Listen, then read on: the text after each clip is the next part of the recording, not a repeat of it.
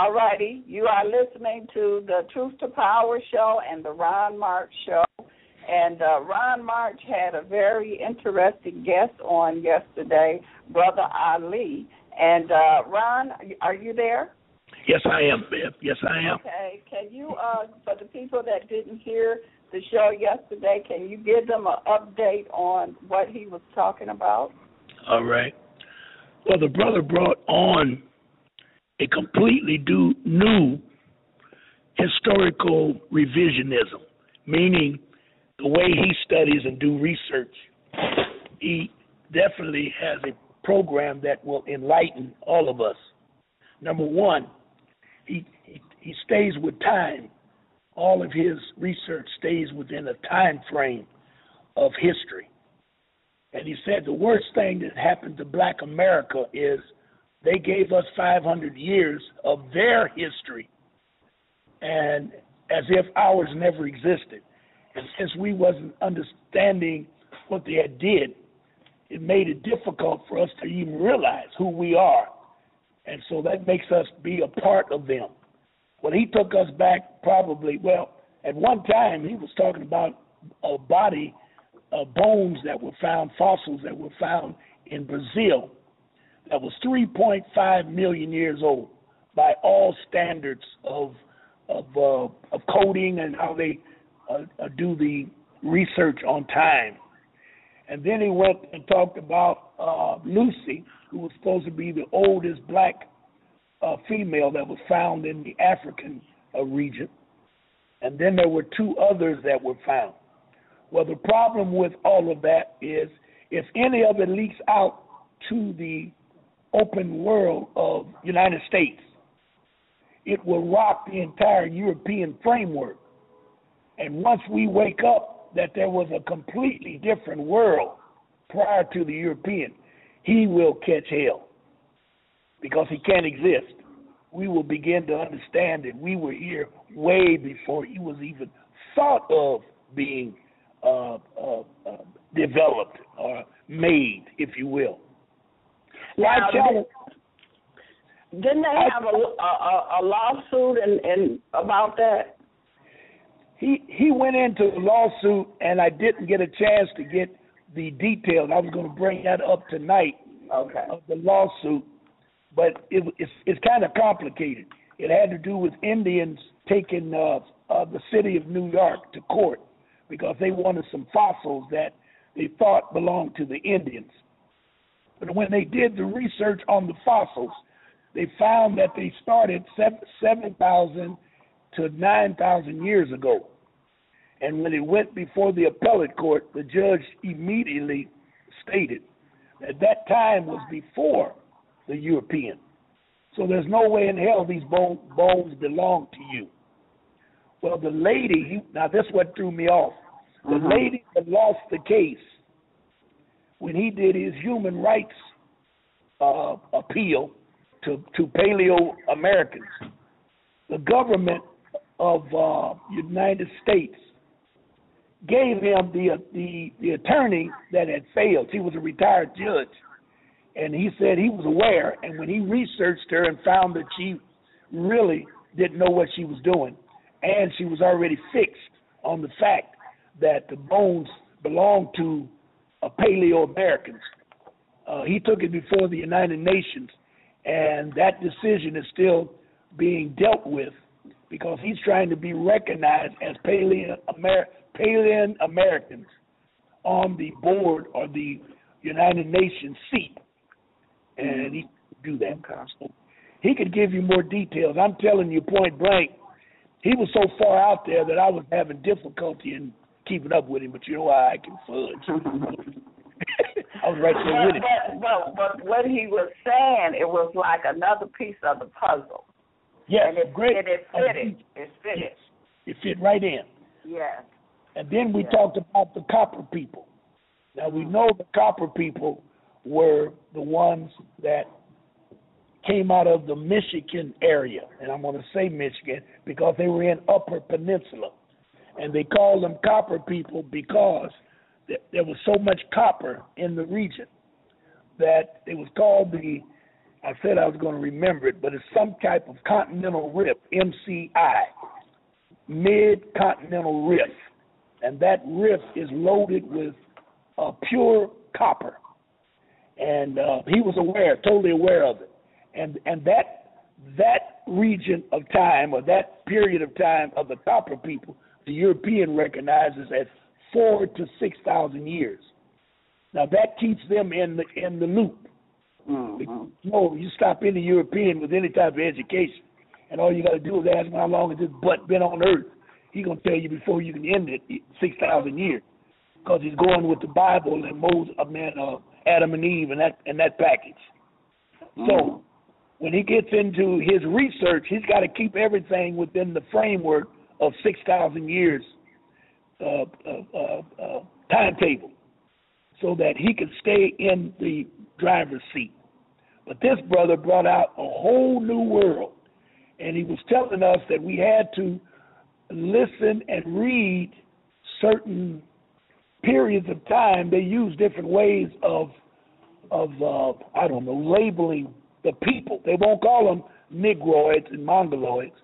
They love to call them Indians. They love to call everything that they can't label. They want to call them Indians.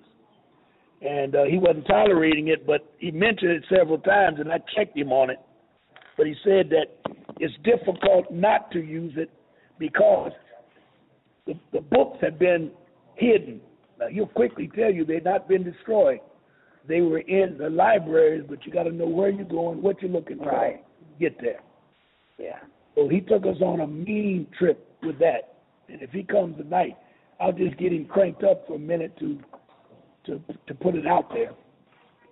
Okay. Now, is it a difference between the Paleo-Indians and the Paleo-Americans? Yes. Paleo is only a word.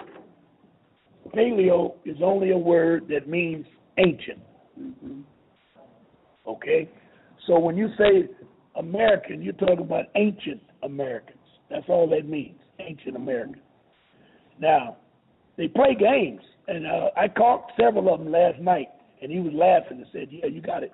They play games with their history, because they had to have 586 years that they took out of history to put themselves in.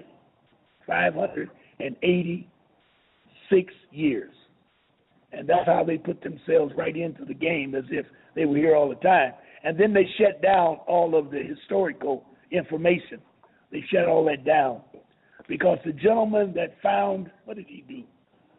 He found what did he find? He found a skeleton of some type, and it was older than everything that had been found prior to. And the Europeans went after him. They drove him crazy. And I'm not saying he committed suicide, but he died of a strange death. And then his sons attempted to continue it, and that's where they are now. And that was in 1994. But what they tried to do, what they did do, was shut down his information already. Right. Yeah. So it was a mean trip. And then we went into the second half of the show when we talked about the United Nations. And I was going to start there with him tonight because he's leading a campaign that he needs signatures. I think he said 1,000 per city, but I'm not sure. But he wants to start it here in Detroit, 1,000 signatures, and they're going to turn them into Obama. And since Obama's on his last leg, he figures that he doesn't have anything to lose to sign it. Now, the Human Rights Division of the United States has been set up in 1998 by Clinton. But the trick about it was he never funded it. Nobody ever funded it. And this brother found out about it. See, the United States bragged to the United Nations. And if you recall, as soon as Obama got in office, and I think I did a show on this with you, I asked you, there were 5 countries on earth that always voted against indigenous people's rights. Yeah. And I asked you to name them, or did you know? Well, you told us. But I know United States was one of them. Yes, it was.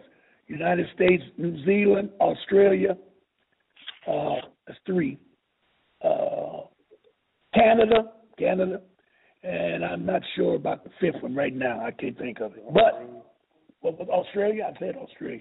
New Zealand, Australia, United States, Canada, and there's one more. But what happened when Obama got in office? He immediately signed the Indigenous Rights Bill, first president ever to do it. So he got big accolades for it. Everybody was all out in arms. But what they didn't know was the Human Rights Division that was set up to take care of indigenous people was never funded. So there's nobody in the office. It's just it doesn't have a budget. That's what it is. So what he wants to do is bring it to light that there's no budget, and he wants Obama to kick some money in it before he leaves. That's it. That's all. So they got an office with name that for about the human rights for indigenous people, but when you go in the office, it's empty. Yes. Okay. Yes. And so he can always brag that we have a human rights division, and he can always brag that we signed with the rest of the world to be, I think we got him. Yep. We got the So, based on that, I still don't see how they are allowing state level tort immunity laws override the federal human rights obligations under 59 Statute 1033 through 1218. Okay, but if we study the Europeans' commerce, and let's go into housing as an industry, when they make those, what would I call them, those packages where they're going to make a community price of the housings up or down, what have you, it always affects the lower income people. They make it into a race issue by their decisions to make money. You don't hear them going into Beverly Hills or some of those Southfield, those big old places, and setting up redlining. But they'll do that, and it works in the inner cities. So that makes it a racial issue.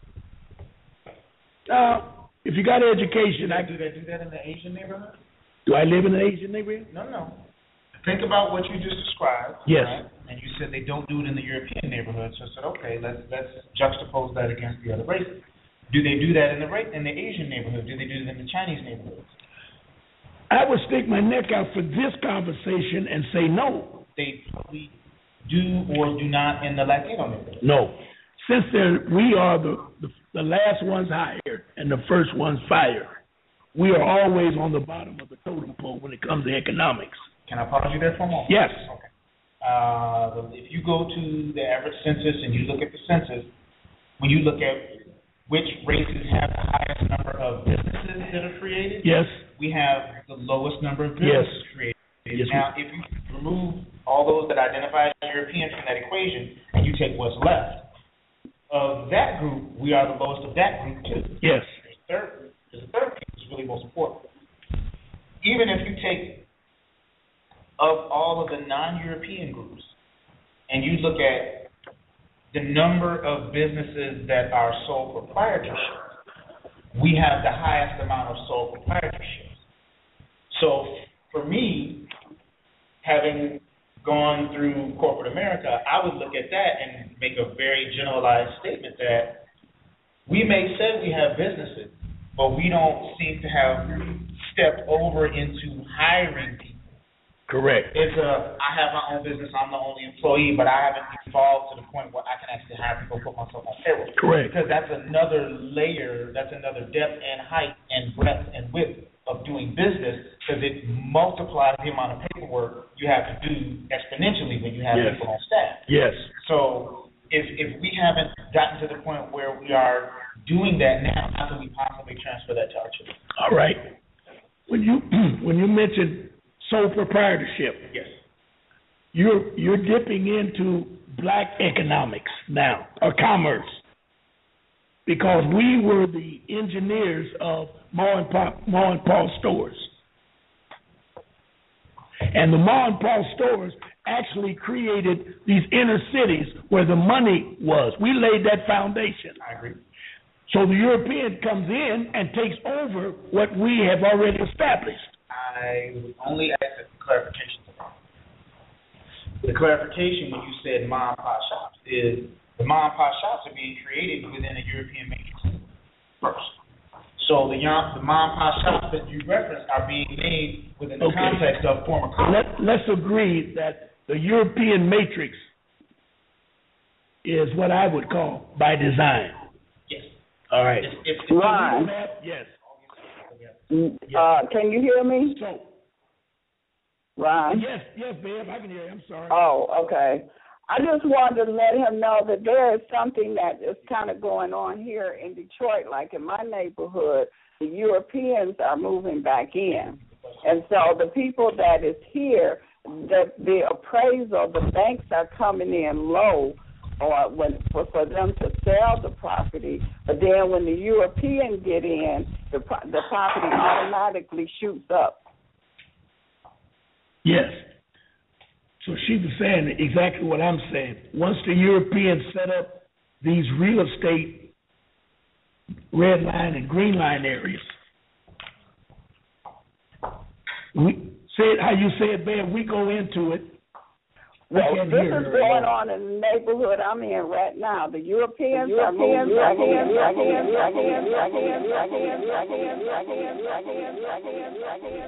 Hello? Yes. I'm getting DJ. You hearing anything? Go ahead, Ron. I hear too much.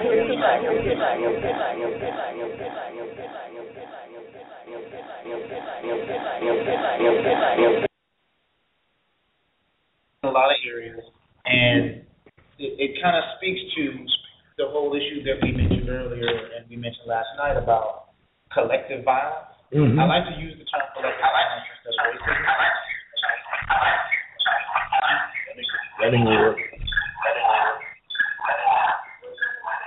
You want to get the extra headphones? Yeah. All right, Beverly. Yes. She can hear me. There's probably Lucy from the room. Ron. Right here. Yeah. Can you mute this microphone when you speak? Yeah. That's mute this one. Yeah. Mute this one. Okay. Hold on, Bev. We're trying to get this thing. Speaker. Can't get to it. Return to the call. Okay. And I want. Okay. Now, Bev, say it again about redlining. I'm gonna let. Yeah, now this is something that's going on right now.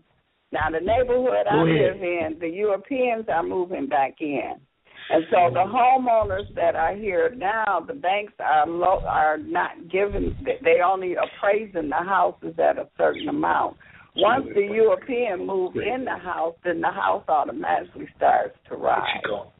Can I pause you for just a second right there? When you talk about that was the most important piece. You said when the Europeans enter back into the neighborhoods, the value increases. Starts to go back up, Okay. And I'm gonna wager to go so far as to say that is associated with they understand how their own system works. When they move into the neighborhood, they understand how each of the three branches work. They will understand how the executive branch works. They understand how to stay involved in the legislative process. For instance, when there are laws at the state level, laws at the county ordinance level, at the city municipal code level, when those codes are going up for voting, they stay actively involved and actually contact their local representative and ask questions about laws before they get passed. That is not something that's common with us. We don't really understand the financial ramifications of things like that. I'll give you an example. If you go to an affluent European suburb, and they usually have a lot of amenities in their neighborhood, if you look at the structure of their municipal board, they all have municipal bonds. And the neighborhood is able to determine what they're willing to buy into the bonds for to get the services that they want in the neighborhood. They don't ask from people to pay for it outright. They actually turn it into a financial investment transaction, and then they usually proceed in that way of understanding that's how it's financed. And only the people who pay taxes and live in that zip code are the people they go to first, because they're the ones who are going to benefit. They spent a lot of time and effort into how their zoning level at the county. That's after making sure that the budget meets the state's requirements, the bank's requirements, the financing requirements, the zoning requirements. The RFPs have gone out, the contractors put the bid in, they've already set everything up. All the companies and businesses that are counting on that gentrification to happen, that's why the property goes up, because they know that there are businesses coming behind it, because Europeans know how to set up business plans and get them approved that go with this gentrification process. So we aren't understanding gentrification is just describing the symptom at the end of the process. We aren't getting involved at the beginning. Civics classes on how do you have a business with more than one employee. We don't need jobs. We need to understand how this commerce game works. Okay, but you're talking about their commerce.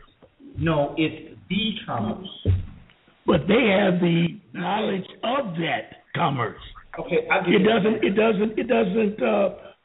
it's not geared to poor people or black folks. It's never geared to poor people, period. Okay, I can agree with that. It's not an employee-based system. The benefits, even for... So are you saying that white racism don't exist? I know you're not saying that. I'm not saying that. I use the term collective violence because now it's more sophisticated. Collective violence? Collective violence is a term I got from the World Health Organization definition, and it basically said one group of people using any means, direct or indirect, to influence or subjugate or negatively impact another group. It can be done by public officials, where you could say law enforcement officials are using collective violence against Latinos and blacks.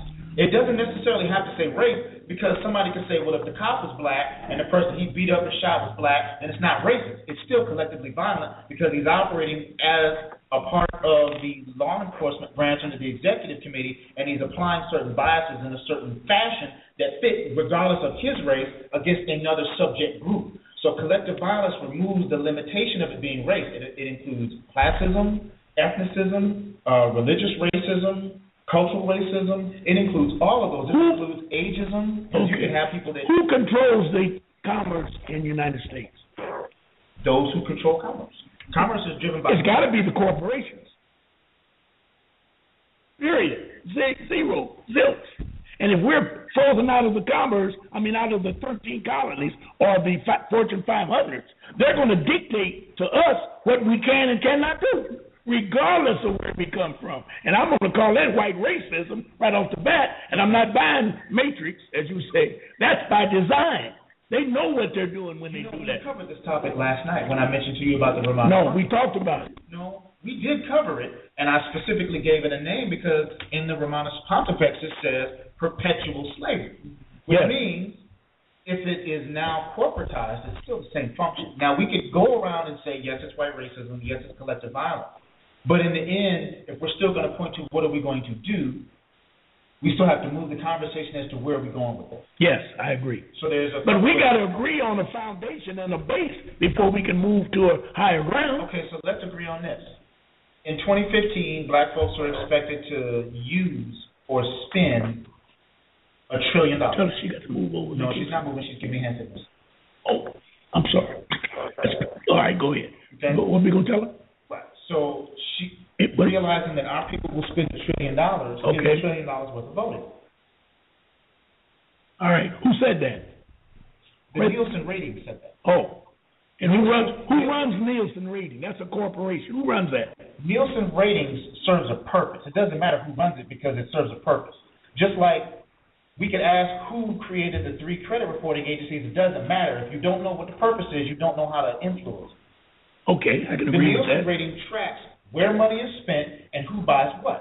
And in the Nielsen Rating that they issued in 2012, 2013, what they said is black folks spend are estimated to spend $1 trillion in 2015. Yes. And they identified what we spend. Yes, I've seen that. Right. But we don't spend it on any type of building process. We spend it on BS.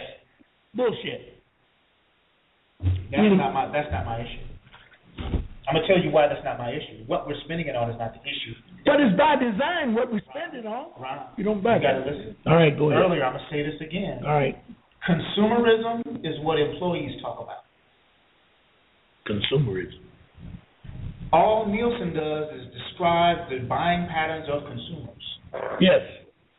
We buy more computers than anybody. We buy more alcohol than anybody. All right, go ahead. Same way that Betty mentioned gentrification as the tail end of it. Yes. That's a consumer's complaint. Gentrification is a consumer complaint. It's not real? I didn't say it wasn't real. That's not what I'm saying. It's a consumer complaint because you're the consumer consuming the products and services of housing. Yes. I don't hear anyone saying, I put a bid in and I got denied before gentrification took place. That's a different discussion. I know of several businesses in Detroit that put bids in and they were denied. Right. We got a process going on right now. Slow down. Stay right there. If you are, I had a friend of a friend who said if you don't ask for the check, you don't get paid. Keep talking. Gentrification has nothing to do with getting paid. Yes, it does. If I can freeze you out with gentrification, you'll never get paid. Those who use the word gentrification are the recipients of loss of services. Those who complain about gentrification are not the business owners, because the business owners are the ones who actually push gentrification. I totally agree. They're going in. I totally agree. If you agree, I agree with that. Gentrification is a poor man / employee's complaint. Correct. It's not a business owner's complaint. So what would you Ron, when they have us vote from the land bank? We vote for it. And then they come in from the state, and we in the city, and we vote for land bank because we're going to buy these bad houses and fix them up and then rent them out and try to make a little income. But then all of a sudden the state comes in and changes the rules of land banking, right, where now you can only get houses if you buy 20, 30, 40 at a time. I need you to really listen to me. I'm listening. Okay, so I'm going to back but up. You sound like you're on the... No, listen. All right. I just responded to that issue earlier, and I said the difference between Europeans and our people, what you just said is the state comes in and makes the law. And what I said earlier is Europeans catch the law when it's on the books before it gets made. By the time the state makes... Let me finish. By the time the state makes the law, it's too late. Okay. So if you're going to talk about the problem with the state law, then you have to correct the problem. The problem is not the law. The problem is awareness before the law becomes the law. Okay. That means you need monitoring systems. All right. So where do we come up short? Let me hear this. Where do we, as dwellers of the inner city? We have a lack of understanding of civics. We don't know how the government operates. All right. Ron. People that are constantly keeping track of what's getting ready to get made into a law and understand how it impacts us. Yes. We can only complain at the tail end of it when it comes out the system. That's what we're doing. I can and agree that's why with we don't really have any weight when it comes to it, because everybody's like, well, we had the time. It sat up there at the state, and we had to get read twice. Everybody knew about it. It was on the books. It was on the state legislature, and nobody said anything, and the black folks sat there and let it sit there. But after it comes out the back end, as soon as it hits the street and it gets implemented, now they want to complain. I don't see, I can see where you're coming from, but I don't see any answer from the position by design that they have us in. I'm telling you the problem first, because you're raising the problems. I'm telling you the problems are not the problems. The problems are system. The problem is not paying attention. All right. Now, there's a question from the audience. All right, hold up 1 second. Are you talking to Bev? Can Bev hear you? Hello? Bev, can you hear me? Yeah. Oh, okay. Can you hear me? Can you hear me? Yes. To me, it kind of seems like... We have a question coming from the floor. My name is Nicole Smith. Can you hear me, Ron? What about the elders? Hold on, Bev. We have a sister by the name of Nicole Smith. She has a question.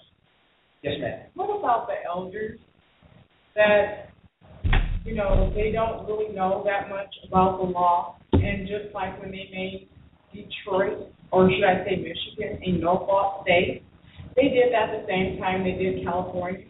They made us a no-fault state, and how they tripped. And they did not come on the television in a properly fashion and give the terms of what vote yes on proposal no and vote no on proposal B.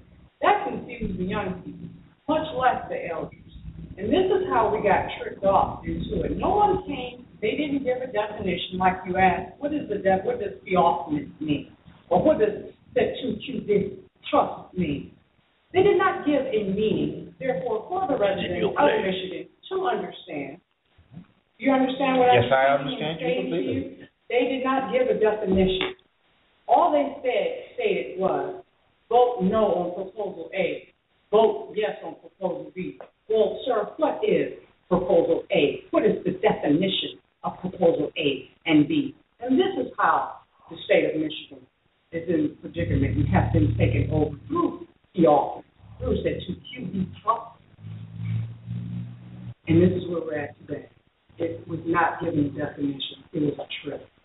Just like it was when, in 1935, when the Great Britons came to the Powhatan Confederacy and asked Pocahontas and John Rolfe for help.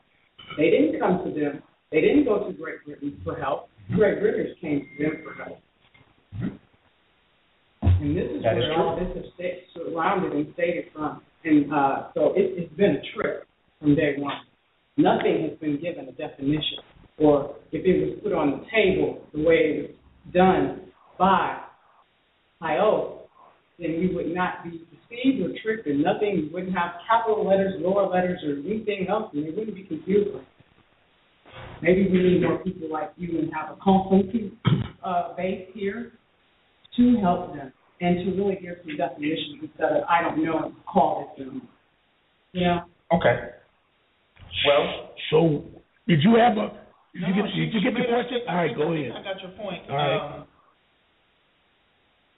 I think a good place to start is there's a... Did Bev get that? Hello? Yep. All right. She knows what's going on. All right, go ahead. I'm going to give you kind of how I help the basis of my civics class, because I used to teach civics classes back in 2009, 2010 in the south side of Chicago. And I want to ask them a question, too. Friday nights from about 6 to midnight. It was about 4, 5, 6 months. One of the things I found most interesting is our people do not understand that the Constitution comes first, the way that it's structured. Then comes treaties, then comes federal law, then comes state law. Okay? Now, the reason I make that statement, because I'm trying to get to your point, is number 1 is Constitution, number 2 is treaties, then you have this what's called Charter of the United Nations. Everybody needs to understand the Charter of the United Nations is a treaty. Congress also took the whole charter and they deposited it into federal law. 59 Statute 1033 through 1218. Judges don't know this. Police officers don't know this. Legislators don't know this. I've spoken to several judges in the state of Illinois. I've spoken to attorneys in at least 5 or 6 states, and every attorney I talk to only approaches human rights thinking that it's an international obligation, it's not federal. When I reference volume 59 of the federal statutes at large, starting on page 1033 through 1218, and that is actually federal law, they all have to change their perspective. Meaning they've been going into court thinking that human rights don't apply to the people here, because they think that I moved this out of my way because I just saw your face, but let me finish. They don't think it applies to the people here in the United States of America because they think it's an international obligation and there's no federal teeth behind it. Once I explained to the attorneys, it's actually a federal law. They took the whole treaty and dropped it into the federal statutes at large. All federal laws apply to all people at all times, whether or not you know. Ignorance of the law is no excuse. That means judges are issuing judgments in city, county, state, and federal courts acting as if the charter is not a federal obligation. They're acting as if it's an international obligation that only applies between nations, not for the individual person. So in your issue, when you said Michigan is doing these things and they're violating the people's rights, I can guarantee you, I'm pretty confident that the state legislatures do not know that any state law that is contrary to the federal obligation of human rights automatically null and void under Article 6 of the Constitution. Because the Constitution and all treaties are the supreme law of the land. That treaty, the Charter, happens to also be a federal law. So we have to understand that when you say you go into the meetings and you have these conversations with these public officials, ask them, how do they implement human rights in their daily job? What about the law 333, section 215A, the state law? Why wouldn't they know that this is human rights? That people are not getting their human rights. How is it? They know that Darlington said 2QB trust. I mean, seriously, let's really talk about this. They know, okay? The reason I say that they won't is because the Supreme Court has issued a ruling that human rights are not self-executing. Human rights are not self-executing. That's correct. But they're self-executing human rights through the 2QB trust. They are not doing human rights through a Cestui trust. The Cestui trust qualifies as a separate U.S. citizen. That's it. IRS code 6109. So even make it up. Let me finish. 7701A30E and 6109A of Title 26 of the Internal Revenue Code identifies trust as a separate U.S. citizen. It is not a human being. You can't put a Cestui trust in a human category because it's considered a separate person from you. Did you hear what you just said? It's not a human being. It's not. So that doesn't apply to human rights. You can't apply human rights to a corporate or an entity, a fake entity. You can't do that. So then why not tell people how to help themselves become alive? Since you're not recognizing me as a human being, as alive. Because you're merging trust law and human rights law. That will confuse everybody. That will. But I see what she's saying because she's missing the point. No, she's on point. No, she's totally on point. No, she's not. She understands exactly what the point is. People don't know how but to what? People, only the elders know how to turn. Where does the trust come from, young lady, Miss? Where does the trust, the Cestui trust, where did it come from, and who controls it? It came from Great Britain. Yes, that's enough. Yes, that's enough. No, 1666 it started. Right. Okay, but my point in bringing that up is when they did the 1871 Constitution, when they made United States of America, Inc., a corporation, they endorsed all of the laws from Britain. This is a Christian nation from Britain. It always has. But it's in law now. It was not in law in the organic Constitution. It was not in law. But it is. The Treaty of Jay or the Treaty of Ghent. But how can you endorse? Yeah, but see, you just said, wait a minute. Wait a minute. The Treaty of Gay and the Treaty of Ghent. But you said, they actually had to transfer rights. When you started with her, you said that the Constitution was first and the treaties were second. In your report with her, you came back and announced the Article 6, that says that all treaties are the law of the land. A treaty is above the Constitution. No, it's not above the Constitution. Well, what does Article 6 say? No, if you go to the if you go to the Rules of Decision Act. No. Okay, go ahead. Rules of Decision Act establishes the priority in relation to Article 6 of the Constitution. And I gave you the list earlier. I gave you 1, 2, 3, 4. Constitution, treaties, federal law, state law. That is the Rules of Decision Act. Federal law is what all the judges use. Let me finish. It's what all the judges use to establish the priority and the hierarchy of the law. Yeah, but all judges use color of law, so that doesn't mean a damn thing to me when you say it that way. I'm saying to you, who gave them the right to change the Constitution? If you're going to toss out that term to the audience, you have to explain what you meant. I'll say it again. No, listen. If you're going to define color of law, yes. Say it again. Color of law means statute or code. Yes. Now, what makes a statute or code a law? Federal or state? They're different. Either or. No, it doesn't. Each one of them have to be read in the House at least 3 times and voted on. Okay. But none of the laws that we are subject to as blacks have ever been before the 3 times in the different houses. Have you ever looked at 59 Statute 1033 through 12? Yes, I have, and that's why I use a rule 5.1. You're saying that because that'll challenge every statute. That has not been read 3 times in Congress. Are you certain? Which one? 5.1? What's killing the? Let me say this. If you're gonna ask the question, you gotta slow down enough to let me finish. All right, but hold it. If you're gonna ask the question, you gotta slow down long enough for me to. But you sound like one of them car salesmen. You talk real fast, and you got a lot of lingo. And everybody's sitting there looking at me and knowing I ain't buying it. And I'm trying to buy the law. But I'm trying to clear it up. Well, which one you gonna do? If you're gonna ask the question, on to the next question, and we can just play the game all day long. No. Right, so if you're gonna throw the question out, then you gotta clarify. Now, if everybody here understands what that is, I don't know if everybody on your call understands what that is. If you say color of law and you're not quoting a court case to define what it is, then you're just using a term. Well, the term has a definition. There are things that are not color of law, and there are things that are color of law. Correct. And the federal statute of law is not a color, sir. A federal statute of law is a law. But a United States code is color of law. And I did not give you any code, sir. I gave you a statute at large. But what you're doing now, you're asking about statutes at large, and we're not talking about statutes at large. What's killing Detroit right now? What's killing Detroit is no unemployment, water, gentrification, no businesses, not understanding commerce. The complaints are all based on a lack of understanding of commerce.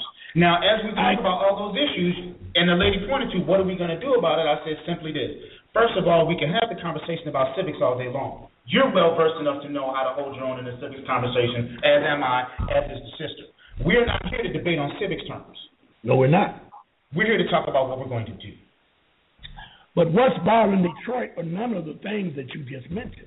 We got a police brutality that's killing us. We got a DTE that's jacking up all the prices on our young boy that was 11 years old just got shot in the streets of Chicago last night for having a toy gun. We can go through the list of problems. What are we going to do? We aren't here to talk about the list of problems as much as, let me finish.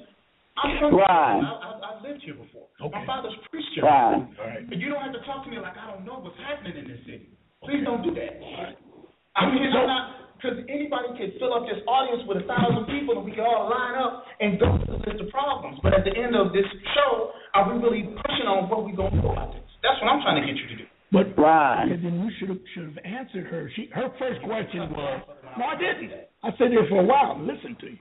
Especially when you said, talking like a concept. Well, that was later in the conversation. Ron March, can you hear me? Hey, back on that. But she started off with a question. What about the elders? Is that what you say? Did you go to Benedictine? No. I didn't go to school. Here. Over here? Did you go to St. Benedictine? No, man. I went to Fisk University and Houston-Tillotson University. No, Benedictine was a high school. I thought you said you went here. You lived here in Detroit. I lived here in Detroit for a while. My father lived here for a while. Yes. Okay. Now, let's kind of bring the conversation back to, because you asked me a question, yes, sir. And I told you earlier this is not going to be a quick answer. You can't give a quick elevator speech to the problem that you raised. Either we're going to have to move your conversation offline and talk about it later, or I have to stop and address it. Because you took so long to paint a broad canvas that there's no way anybody can give a 2-second elevator pitch and, that's the end of the problem. Our problems are too complicated here for that. I agree. Okay, so then let's try to put that topic to the side, and you and I can address that question later, because that's a much more detailed answer. Can we agree on that? Yes. Okay. Ask Bev, does she have any questions? I got a couple of questions on the line. Okay. Bev, do you Okay, go to your questions, Ron. Go ahead. Yeah. She said go to the questions, Ron. All right. I don't know if they'll come in. Let's see. Yes, caller, do you have a question or answer? 111 and 1111. Are you out there? Hello. Get ready. We call every week. Yep. And this one is. Yes, caller, do you have a question or comment for the guest? Are you out there? Ron. Yes. I have a couple of callers. Okay, go ahead. Can you hear? All right, go ahead, Ben. That's good. Okay, let me see if you can hear them. Okay, this is area code 313-656. 313-656. Okay, let me go to another one here. Area code 314-761. Yeah, peace and love, peace and love.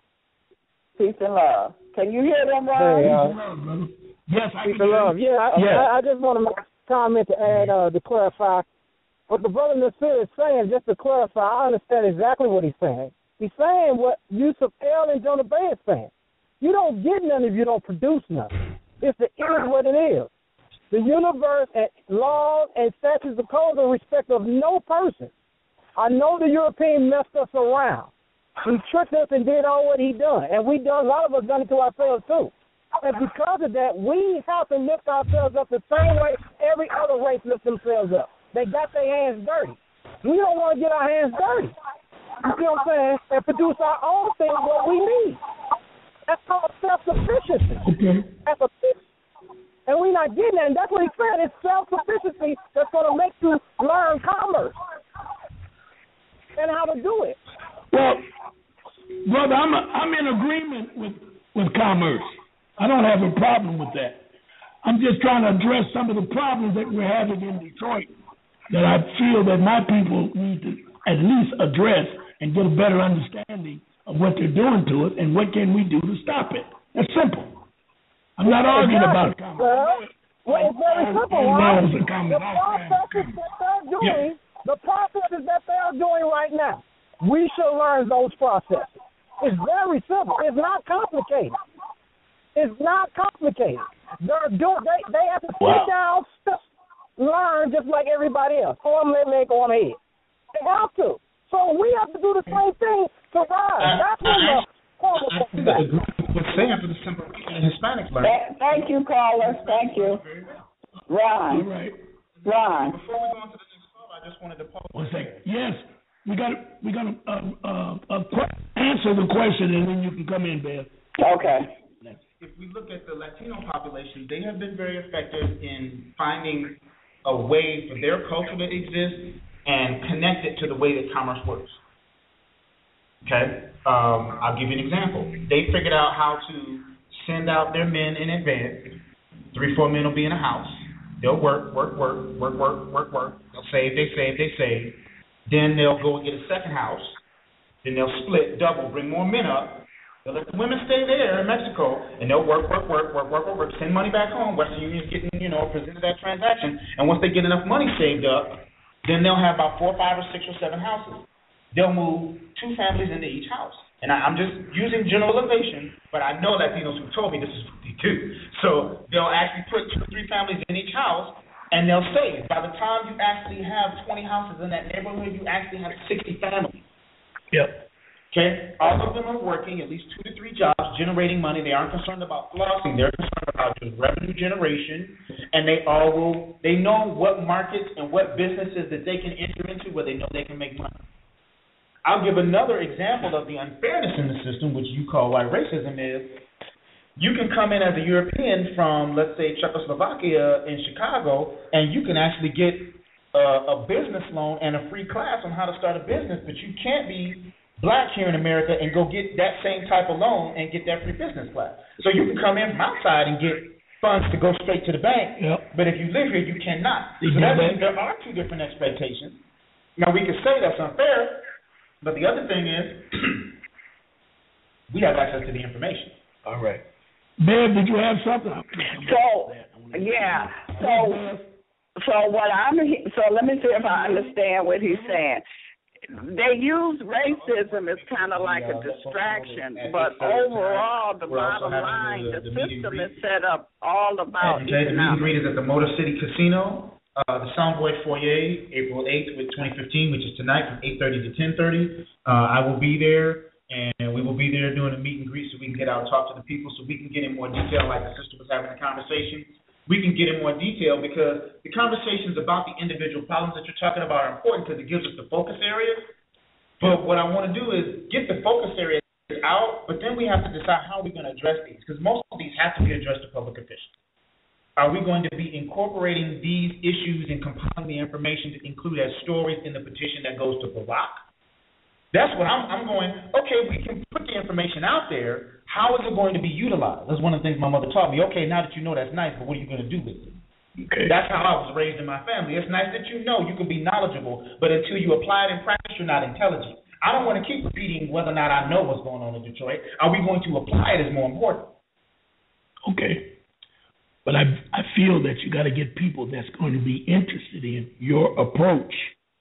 That's all I'm saying. I agree. The all interest right. in the approach so comes from understanding, do we know their story? Do we know what's going on? But see, when you mention Spanish, and they go home and get one wife and come back, get this and come back and put 10 in one house. That's their culture. But the Latinos have a totally different set of problems than we do. It doesn't matter to me. In what I'm saying to you, because they come, I understand, all right, but they come from a culture and a land that belongs to them, and they are in that land. So as they come up and do those things, it's nothing different. They're moving up in life from where they were. I don't disagree with that statement completely. I will add that Mexico is a former Spanish colony. Yes. And that they are subject to the same European problems that we face. It's just different, and all former colonies of Spain have dual citizenship with Spain and Europe because but they have their language, they have their culture, and they have their way of life. They don't have their language, so they're speaking Spanish. Those are not Spaniards. You got to understand this, brother, it's deeper than that. Let me punk out and say this. They speak the same language, okay? I can agree with that. All right, they speak the same language. Now, my problem with that is we have been here all the time. We don't have somewhere to go to bring. They killed Big Mama and destroyed what we had as a economic base. Mm-hmm. We didn't have any problem until the European came in, or as you may say, the corporations came in and did what they did under the matrix, as I say. Okay? We didn't have a problem with that until they did that. So now we're stuck in a land. We are refugees in our own land. There's nobody else on earth have the problems we got. Yeah, they call it internally displaced persons at the United Nations. Internally displaced, meaning you're in the system, but you're not in the system, and you can't get any benefits from the system because it's difficult for you. Well, why is it, since you know that, you don't recognize that? I just told you. Oh, you told me that you recognize it. And I'm saying that your ideas of moving ahead that we've been talking about, it's not going to work for black folks in general. It's not going to work. Really? Yes. So if that's not going to work, then I should just get up and walk out. No, well, man, if that's what you want to do, then do that. No, I mean, but I don't think you to be practical, because I'm all about practicality and effectiveness. So if you're saying that's not going to work, do you have anything that does work? Yeah, I think I do. What's that? I think I do.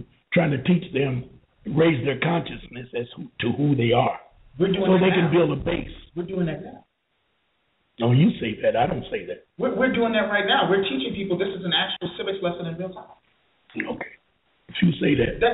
This is actually one of the services. Well, I'm not saying that. You say that. I agree, but I'm not saying that. Hold on. Let's go here first. No, baby. No, you walked up here. Go ahead, EK. Hold it. We got it on the floor already. Go ahead. Execution in my years, and I'm 85 years old. There's a lot of hospitals at the bottom. Because I was born in 1929. With all of them. Anyway, in my experience, I have found in my research and a lot of other things, talking to a lot of other people, and God has said, we don't know who we are. Correct. The language that we are speaking right today, including me, is not our tongue. That's correct. Never has been. And therefore, it does not tell us what to do, when to do it, who to do it to, who not to do it to, and so on. Correct. We, in not knowing who we are, have no foundation to hold it together. The foundation is there, but we are separated from our ancestors that have the information that we need. We need to go, as we say, go back. Our salvation is in our bloodline. You need to talk to us as uncles. You need to talk to, and if somebody comes in and says, and I tell people, I talk to my aunts and uncles all that. But they dead. They just told me before. They're dead. Well, if you're dead, if they're dead, then you ain't got a chance. They're not dead. They're living you. People talk to dead folks all the time. People pray to Jesus. Well, I'm not talking about Jesus. No. I mean, as an example, people get spooky when you say you talk to your ancestors, right? But people want to pray to a dead person, but they say you're wrong for praying to your ancestors. That's not the name. I know, because the letter J was the last one added. It couldn't have been a J. I got you. I there are a lot of people with that name who don't really know who are. And anyway, what I'm trying to say is that the solution has to start with each individual, one individual at a time, learning who they are, not who somebody else is. One of the things that I listened to you last night about that doctrine of discovery, it's been incorporated in the federal law of this land by the Supreme Court. If I name you, then I claim you. That's only that. That's what they do. And that's what the movie group is about. So let me respond, brother, if you don't mind. Okay. That's what the movie group is about when they forced the boy eventually to take the name that he wanted to give him, Toby. And once the boy accepted that name, now I belong to you, belong to me, you're my pop. But if you know who you are, and you identify yourself through your ancestral bloodline, then the treaty will apply to you. You just have to learn how to apply them to your economic situation, whatever that might be. All right. Now you can respond. We got to, as soon as he responds, we go into Betty. Absolutely. Yep. Go ahead. One of the most important things that you said is knowing who you are and being able to identify who you are according to what you think works best for you. I'm using my words, not yours. Yeah, well, I said, know who you are through your bloodline. Whatever works best for you. Everybody may not have to do it by their bloodline, okay? And the reason let me finish. No, but if you would, as a human rights defender, everybody has a human right to self-determine who they are, what they are, and how they want to do that. If our people choose to use the bloodline, we should be free to do so. If somebody wants to use something else, they should be free to do so. Each individual can do this, knowing how to, as you said, activate certain rights under the treaty. My biggest concern is if we turn this into an individual one by one, we have to turn on each light switch one by one. Well, I wasn't done. May I finish? Please. May I have your permission? Do that. And you're going to be finished too.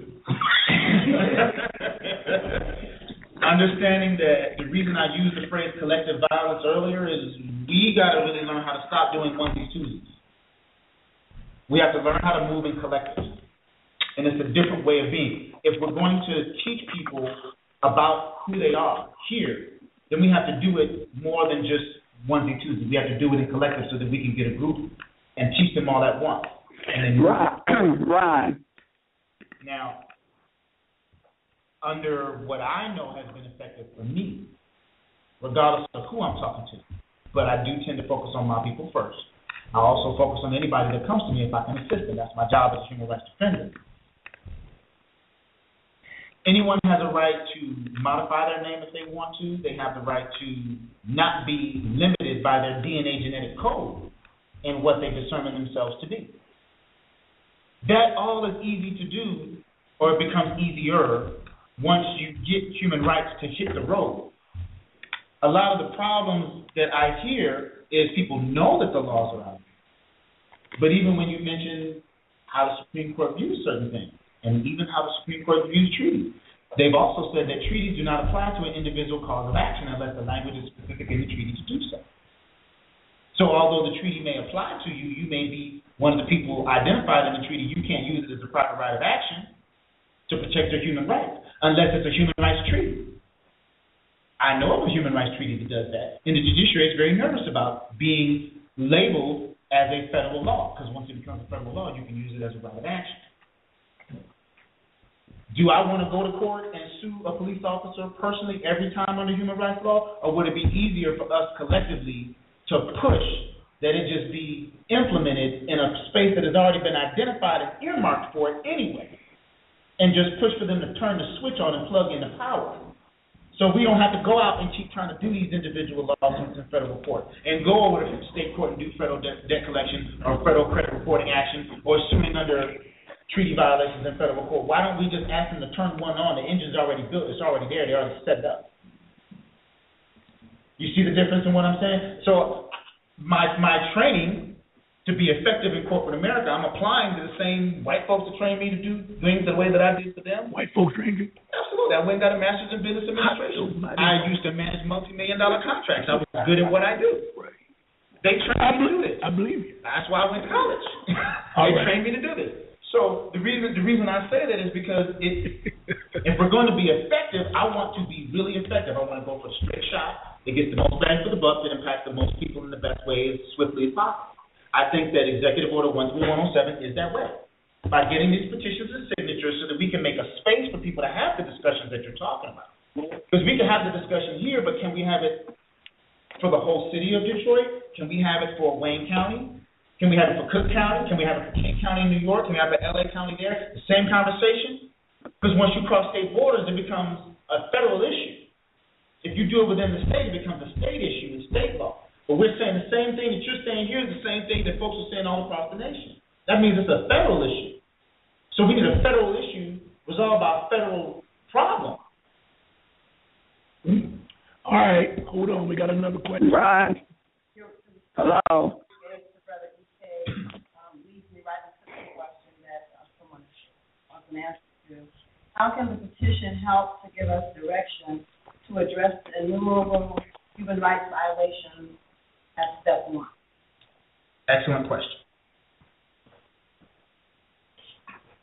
The human rights violations that we are all raising, that we talk about on a regular basis, the reason I believe this is the best solution for the problem is there are laws created by the legislature. The legislature's already done their job. The President signed the United Nations Charter in 1947.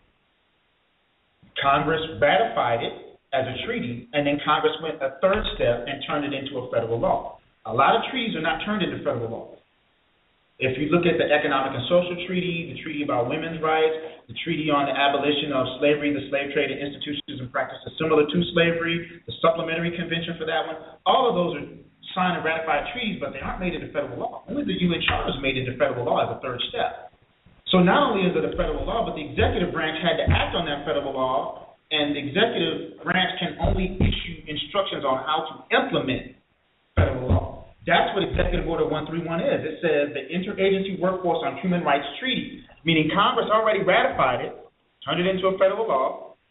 This is how the executive branch is going to implement this and set up this agency.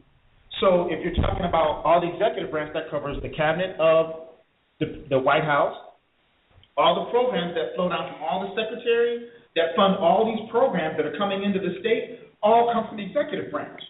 The legislature may earmark the money, but the executive branch is the one that points the money and determines who gets it and who gets what. Even the tanks and all the anti-riot gear that Detroit gets come from federal funds through the DOJ.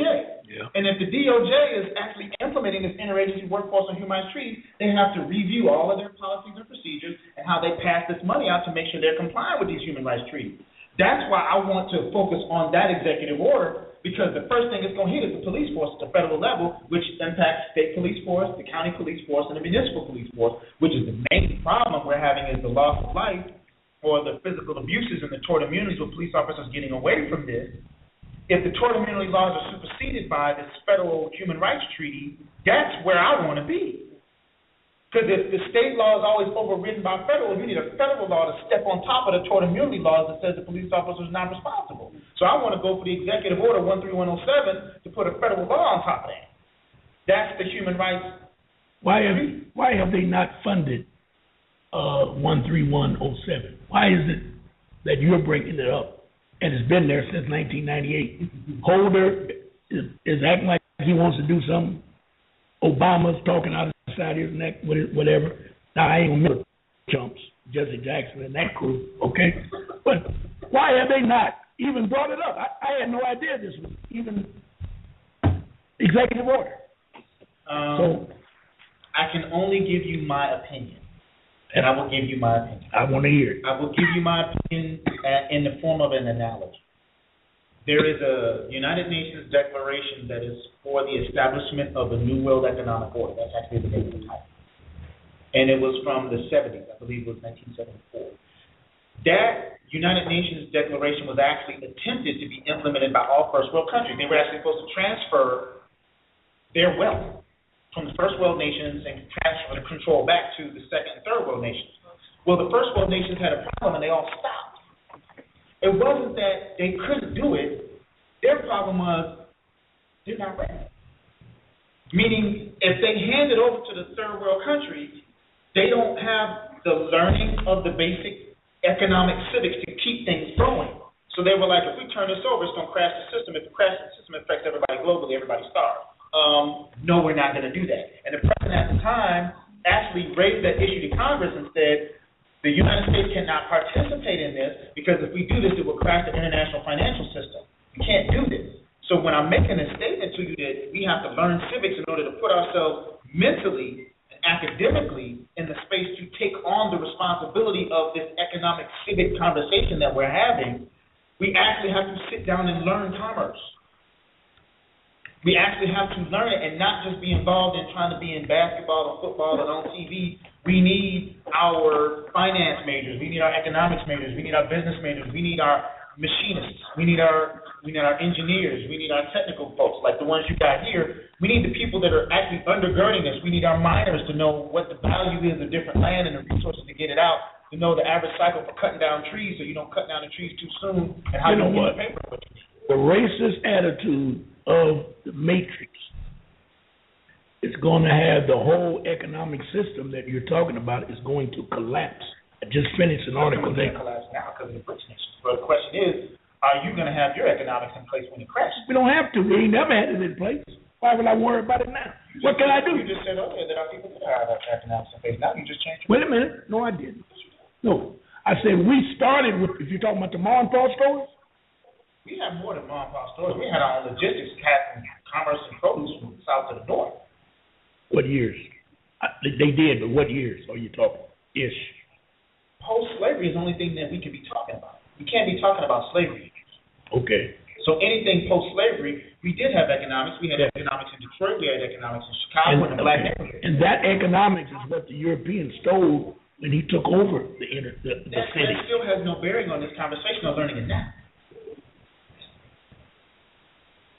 I disagree, but if that's what you think. So if you don't think it's important to learn civics, then yeah. No, I didn't say that. I'm saying who's going to learn? But who's learning civics now? We got time to push our children now into colleges and higher education to get those things? Even be in college. So what? It isn't required to be in college. Well, where are they going to learn it? Do we have time to teach it to them? That's all. Huh? Well, yeah, you're right. But if you feel that is something that needs to be done, just like you took the time. But it's all new. It's all new. You're doing it again, brother. If you're going to put it out there, you want me to respond, you can talk about me. Okay. Go ahead. Thank you. If you're going to talk about who's going to take responsibility for it, then develop the program and ask people to get behind you. I got behind your program because I know you took the time to develop this. Ron Mark shows that you could get out your message to your people to make sure your people are protected. Yeah. I do what I do for my brand to make sure the people that come to Neser and Neheh Ali or come to PaleoAmericans first and they got a human rights problem, they know there's certain specialties that I have. I don't have commercials about myself.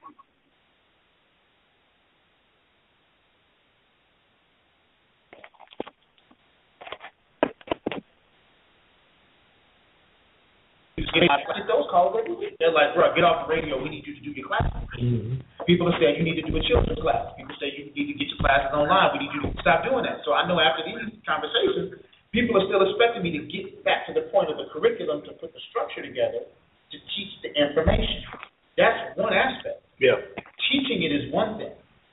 Giving people the resources is another. I could teach people how to set up a corporation, how to get our EIN number. I could teach them how to do a business plan. I could teach them how to make the business plan work to take it to a bank. I could teach them how to vet it in a bank. I could teach them everything. Somebody could get a degree and still be unemployed. There's plenty of us running around here like that. I know people that don't have degrees that have successful business. My older brother has 9 years of college. He has a successful business. He never graduated. I got an MBA. I had to start my own business when I left corporate America in 2008. I had an MBA. So just because whether or not it's in an academic setting or a real setting in a house is inconsequential.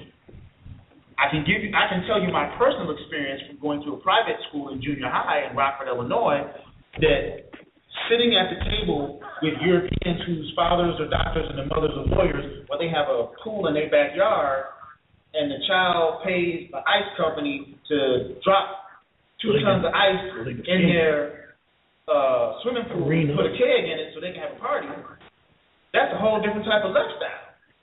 But when I listen to their parents talk, their parents aren't talking about Housewives of Atlanta. Their conversations are, we're going over to France, our company is doing this new bid, we're going to take you over there, I want to introduce you to the parents of the other partners of this firm, so that when we get to phase 3 of this conversation, it's going to be 35 years, I'm going to be old, I need you to take this over. That's the conversation they have. And they don't make it optional for their children to participate. But they say, if you live in this house, you're going, and you're going to learn this because this is food in your mouth. This is what supplies you with your lifestyle. If you want to maintain your lifestyle, I'm showing you how it's done. I'll give you an example. My daughter's 16. She started her own T-shirt business. She set up her own website. Her mother took it to the bank. She got a bank account. The daughter came and harassed me and said, Daddy, when you going to help me set up my PayPal account? And she harassed me for a week until I got off my butt and went to her room and showed her how to set up her PayPal account. And then when I ordered the first T-shirt, I made her mail it to me. She looked at me like I was stupid because Daddy, we live in the same house while you're doing it. And I said, you need to know how the process works in PayPal. You need to learn how the tracking number works. You need to learn if it gets logged, how you're going to look it up. If your client calls and asks you a question, you need to know what to do. Young lady, this is a business lesson. Stop arguing with me. Now, she's an independent, Aquarius young woman. She don't want to be dependent on anybody. So she's not concerned about going to college, and my oldest boy doesn't want to go to college because he's looking at folks struggling with student loans. So he has his own business. He does graphics, arts, and work. They did the graphics for the campaign. I paid him for that work. all right. So I'm showing them real time right now before they graduate from high school. If you do something that people want as a service or product, people will pay. Don't do something nobody don't want. You're not going to get paid. We got a question on the floor. Yes, ma'am. Yes, ma'am.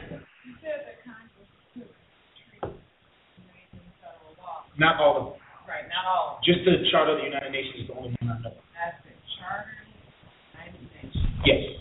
Okay, now, you know that is against the law, and I would like to know what is it that we can do? Because, you know, the articles were written before the treaty of the Constitution, okay, and before a Charter of the United Nations, okay?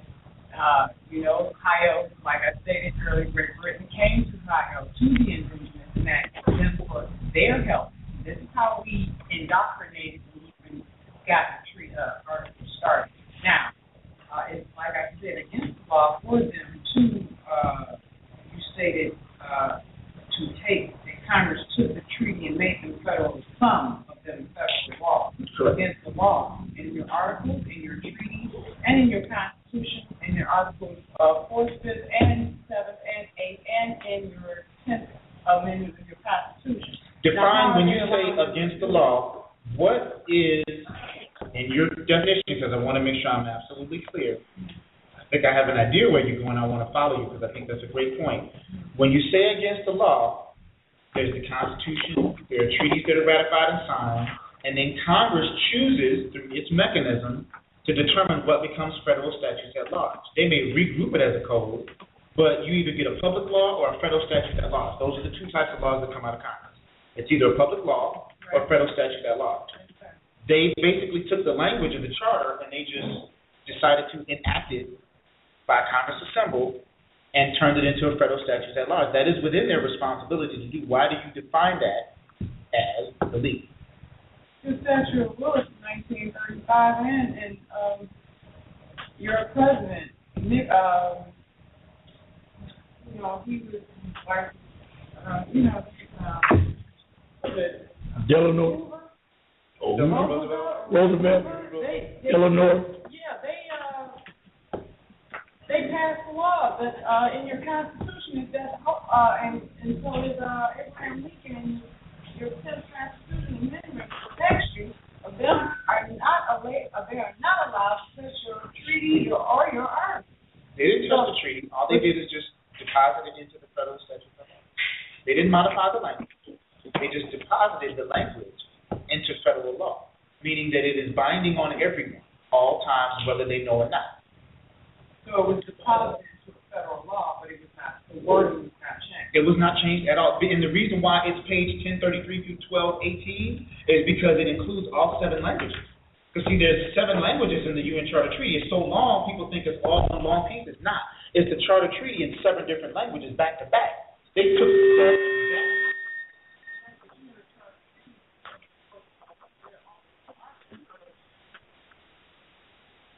the language and deposited it into the federal statute, that law. It's their job to enact the law. They signed and ratified it. That's one. They went the extra step to make it binding on everybody. And okay, so here's one of the things when I was trying to figure out, because I was problem solving. Okay, just to let you all know, I used to work in the Six Sigma division for Unisys Corporation for a long time. So my job was to find problems. Six Sigma is basically how you improve processes in the corporate setting. So my job was to go through big stacks of paper like this and interview people and then find out the problem or make it better where we can either save money or make more money or cut people out or do more with the people we have. Okay? That's where I ended up right before I left corporate America. And in that vein, you're required to process like huge amounts of information all the time. So I would get like 2-3 gigs of information that disappear for like a couple months and then come back and go, here's the problem, here's the new process, this is what we're going to fix, this is how much it's going to save us or make us extra money. Right? That's what they trained me to do. So when I looked at our problems, I was like, okay, we got all these problems with these violations. Okay, this is the standard of behavior is these human rights laws. That's the standard of behavior. Why isn't the standard being implemented? So I was like, okay, the Supreme Court says they're not self-executing. Okay, how can we get them to be self-executing? Okay, well, they are a signed and ratified treaty, but you can't use that person. They're a federal law. Oh, wait, you can use a federal law person.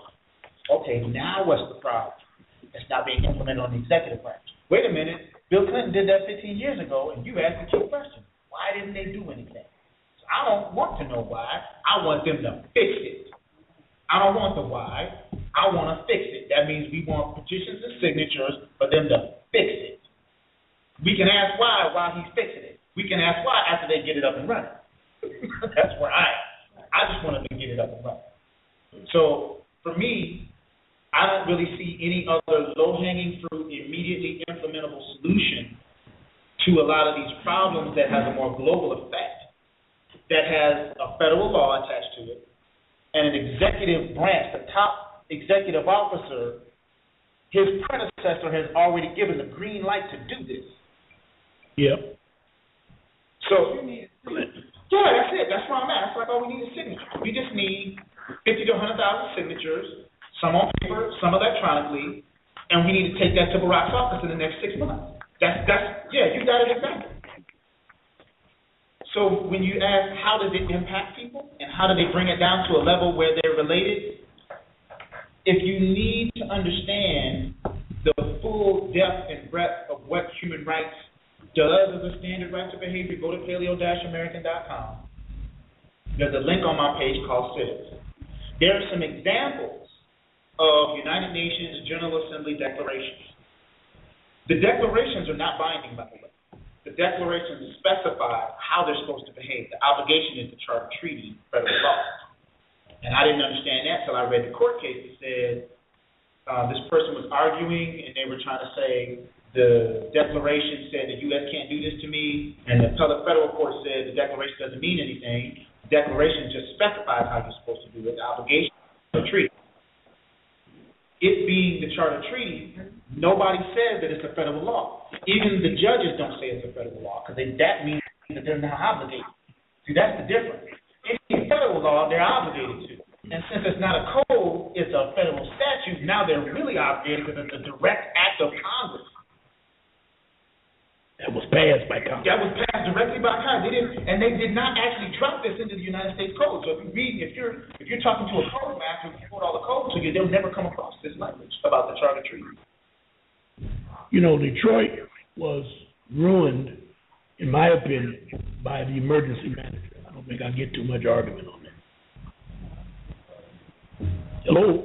In bankruptcy, yes, you can destroy Article 1, Section 10 of the contract and get rid of a contract. So, yes, I would. Okay. Because that means the city manager can come in and cancel any contract, reform any contract, regardless of understanding what the impacts are. The problem is, the same way I hear politicians say, we're going to get rid of Social Security, There's a human rights says that everybody has a right to social services. That's political campaign talk. You gonna let me talk now? Yes, sir. All right. I wish I could quote it the way you did. I'm gonna run mine now. Right? Yes, With that emergency manager, they voted on it on a Friday, and Monday he came in Detroit and changed everything. Something similar to that. Everybody understand that? What I'm saying? It's been messed up since Mary Young. But wait. One second. The law says that is totally the Constitution, not the law. The Constitution of Michigan says you cannot do that. Period. It has to be voted on 3 times through the different houses, and then it can only be implemented 90 days at the close of the session, which is after their 2-year term. You got 90 days to argue it before it goes into play. They have completely ruined and raped and robbed everything in Detroit on an illegal process. The judges agreed to it. Everybody in here signed petitions to stop it. We did everything we could. What we're trying to do now, all those things were done, and everybody down there that's supposed to do their job act like they didn't understand. Yes. Go ahead. The city of Detroit was in federal bankruptcy court, right? Yes. And y'all were talking to the wrong people. You need to be talking to the federal bankruptcy judge. Mm-hmm. Hold it. Stop. I'm not talking about Detroit was not in bankruptcy when they put the emergency manager in place. The emergency manager created the bankruptcy. Who said You know what I'm talking about. What are you saying? I'm saying Archer messed all this up. That's what I'm saying. It was Mayor Coleman Young begged Diana Ross, all of them, the Supreme, CB1, he begged them all that live here, please come on, pay for this water wave, and then they can't take the short from you. What did you all say? He cusses too much. He's just too aggressive. He doesn't know what he's talking about. He wants to argue. He got out of office. He got sick. Archer came in. He sold the water wave, and here you are today. And you all are blaming the new manager that just came in a couple of months ago. Baby, it was back a couple of years ago. My granddaddy even told me. See, you got to listen to the elders. Okay. I don't know where you're getting all that from, but I'm not agreeing with none of the things you just said. You don't think that Archer messed up and sold that water? Can I ask you a question? He didn't create the bankruptcy. It had to go to federal court. Archer did not go to federal court. No, he didn't. Archer stayed 2 terms and got out. Exactly. Now, why didn't he stand up and speak for us like you doing now? Because it wasn't his job. He wasn't even qualified to be a mayor. They only put him in there so that he could give a blanket fire sale so the suburbs could come in and buy up everything. Well, Mayor Young was in there. He didn't allow that to happen with Archer. But it wasn't Archer's job to not make it happen. He was placed there for it to happen. If you remember, he was on the front page of all the papers with an olive branch talking about he's going to make love to the suburbs. Truman never said that. And then you want to know why the police department is acting up? It's because Mayor Young's wife's nephew, which is Eugene Brown. Eugene Brown and killed up his own police partner. Eugene Brown. Can I make an observation? I don't know nothing about that. Yes, go ahead. I just want to make an observation. I'm not a resident of Detroit. But you said you was earlier, so don't try to get out of town now. You're part of it. You hear me? That's what I'm going to write that down. Detroit style reverb. I'm going to write that down. Are you going to let me? I don't need you to do the reverb and do you get your words come out, then you start talking over. Yeah, but you can't be in the city when things are going through. And then get out. Not the first 2 sentences that come out my mouth. If you can't get the complete thought, you can't jump on it. You going to do it now? Depends if you're going to jump on me or not when I get the first 2 words out. 3rd word, I'm coming in. Go ahead. 3rd word? Well, we're going to have to negotiate and borrow from more than that. Because I need more. Go ahead. All right. When I say that, I made that statement because I don't vote here. That's what I said by resident of Detroit. I don't vote here. Okay. The Detroit politics that you're talking about, and you all lobbying and doing this, you all are saying that as soon as it happened, y'all went and petitioned and lobbied. Question is, if you're saying that all of this started before you said it started before they went to bankruptcy court, correct? Yes. They had to have the emergency manager in order to get them in bankruptcy. Okay, so Because he took over the city and all of And the they filed the control. bankruptcy. Yes. and Yes. that they violated due process Oh, in the yes. state constitution to Yes. be able to do so. Yes. Yes. And I wonder where this young lady was when they did that. So my question is, you're saying that the whole process from declaring the city manager, getting them in bankruptcy court, it being violative of due process actually is void. Is that Yes. what you're saying? Yes. Yes. So It should there's be no legally rule void. of law right now. It's just government or territory in Detroit. Yes, it is. I just wanted to be clear. All right. I just wanted to be clear. Okay.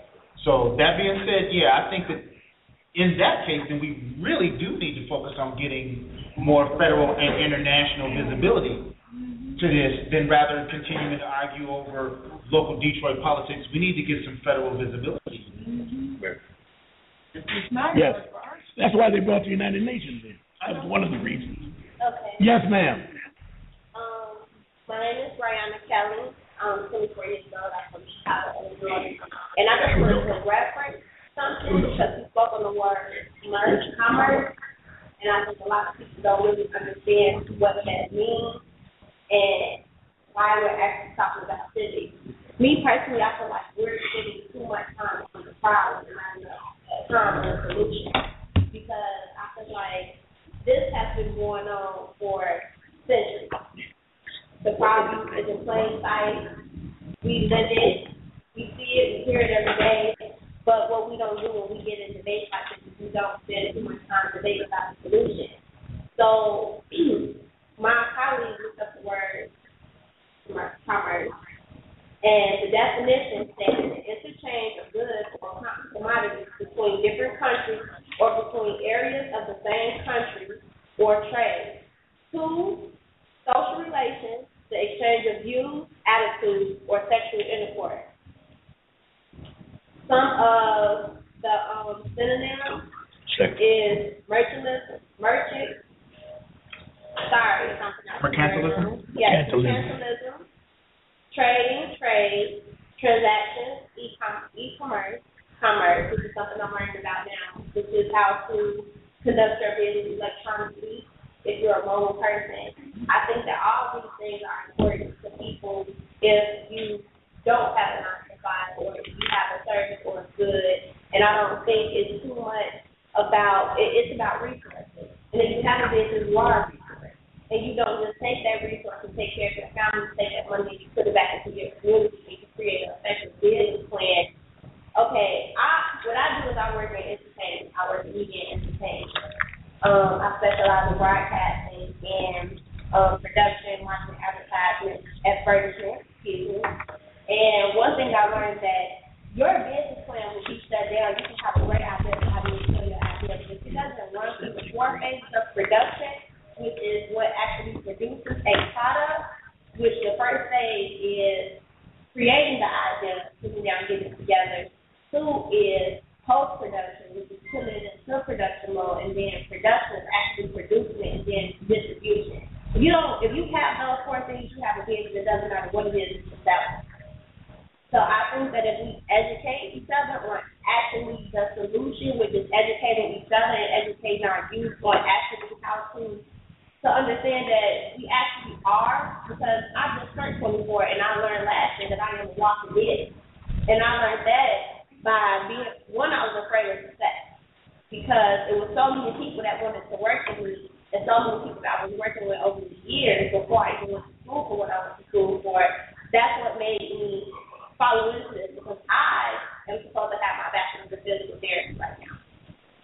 So I came home and I started working in media and entertainment just for extra money, but I didn't know that I was good at it. People that were working at these major record labels, Warner Brothers, Rock Nation, Universal Music, was saying something to me that I didn't see in myself. And it's like, well, you're doing the first thing already, and that you're creating your own lane. And I didn't understand anything that they were saying. So 2 is understanding the language too. We don't understand the language in which people speak.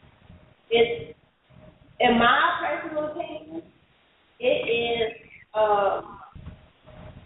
it's a finesse. If anybody knows what that means, it's a finesse, and it's a facade. It's not real. It's whatever you create. It's fiction. So people, we all could be sitting here right now, we could have something to service or good, but I just don't know how to distribute it. or actually set it up as a business. And I think that that's really one of the solutions. One of them, another one is education. Whatever you do, just go on business and do it. The four steps of production, one is creating, two is post-production, three is production, and four is distribution. As long as you go through those four phases, you have a business, you have a product, you produce something. It doesn't matter what it is. Because right now, you guys see me go around with the camera, this is production. I'm in production mode. Yep. So when I sit down and I edit all these things, I'm still in production mode. Now, when I distribute it out, which is the sources that I put it on, and the website in which everybody sees on, that's distribution. Us coming out here to Detroit to politics with Ron Marsh, that's part of one of the four phases of production. So if we all help each other understand that and we all build each other, because I personally think as a young Black woman, I see us go against each other so much and debate with each other and say, oh, well, you're wrong, or I don't agree with you. It's not about that. It doesn't even matter. I have people all the time that's older than me tell me I'm wrong. But then I look at them and I say, well, I'm 24, and age doesn't matter because I'm a lot further than where you are mentally and in life. I've already created a lineage for myself, something that I know I'm going to leave here for my kids because I'm not putting in work for myself. It's not about me getting rich. It's about me getting wealthy and being able to sustain that even when I'm dead and gone, because we sit here and we have nothing. And we argue over, and it's not even so much as the fact the police are killing us, we're killing each other. Because you have more Black people killing each other than the police are. They figure, hey, if they killing us already, we might as well, they killing each other. Why does it matter if we kill one of them? Like he said this morning, I got on Facebook, and it was a story about a 11-year-old boy who was on a bus stop playing with a toy gun. Someone looked out the window and called the police on this young boy, and the police didn't get out because they said it was a boy. They didn't get out. They didn't ask him what was going on. They didn't check him. They didn't give him his rights. They shot him. So when you have people, that I believe that the smartest people on this earth are the people that come from project areas. Because I've seen them do some amazing things. I've had the opportunity to live both sides of the world, the suburbs, the projects, the inner city community.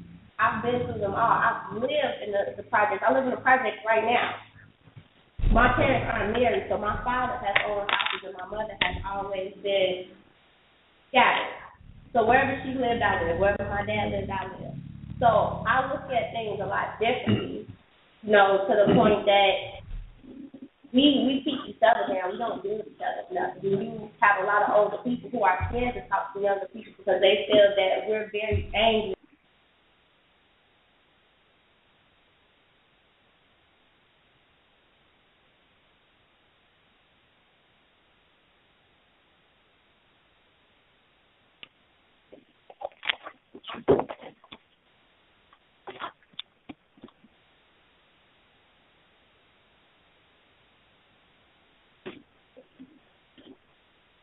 Well, I think that we were disconnected. But what I'm going to do is I'm going to have, here's that. They don't want me to call you a king or call you a queen or tell you that anything that you put your mind to you can do it. They want me to tell you a fool. You stupid. Your parents wasn't nothing. Your mama this, your daddy that. It don't matter. I look at it as even the black market is legal. They sell drugs. What's wrong with the men in our community selling drugs to feed for their family if they don't have another means to it? So I don't knock anybody. Your senator sells dope by the tonnage per day, dear, and if he doesn't get he has to get a UCC-3 form from your government, and if he does not have so much dope brought into this country per year, he will get ticketed and lose his job. And if they're bringing all this dope here in the U.S., how is it getting into our community? You can't get it across the board. All right. Somebody got to. When you gonna move to Detroit? I told you last night. You can't have.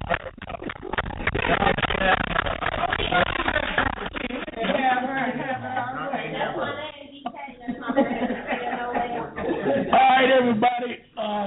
It's 8:15, and we're going to shut the program down. And they're going to try and they're going down to Motor City. And you be sure and go, because you got a lot to talk about. Try to get down there early. You don't learn nothing when you talk. My granddaddy said when you talk, you're supposed to be seen and not heard. Then you can learn something instead of watching the food. Cool. I'm going to leave that alone. That's always right. Say again, Betty. Where are you going to be in the foyer of the soundboard, which is down past where the restaurant is? Yeah. When are you leaving? What time are you leaving? Are you leaving tomorrow? Early? I need to get some.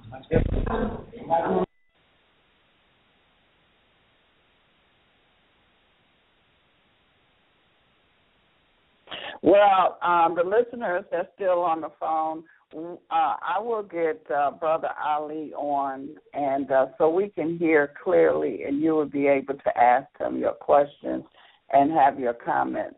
So I will see if I can get him on for next Wednesday, but I would definitely bring him on, and we could get a much clearer understanding of what his plan is. So until next Wednesday at 6 p.m. Eastern Standard Time, I shall return. And thank